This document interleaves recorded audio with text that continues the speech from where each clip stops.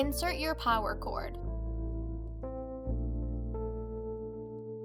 Insert your interface cable, either Ethernet or USB. Turn on the printer.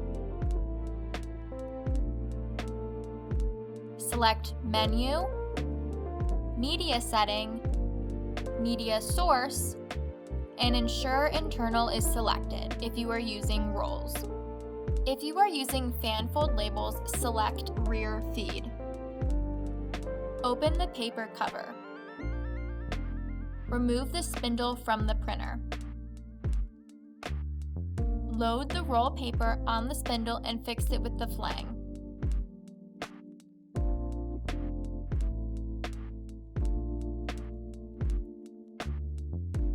Set the spindle back into the printer and close the paper cover.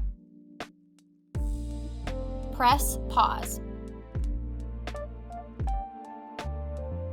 Open the paper cover.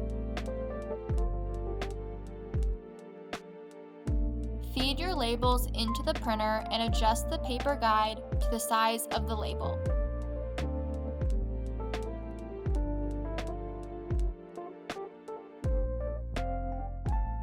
Close the paper cover.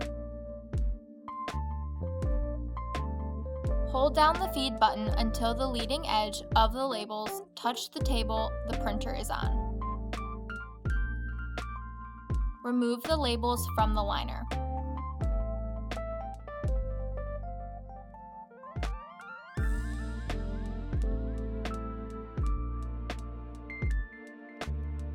Open the peeler cover. Pass the paper through the peeler slot and close the peeler cover.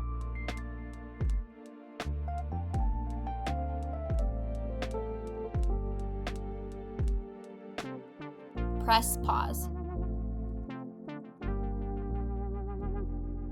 You are now set to print.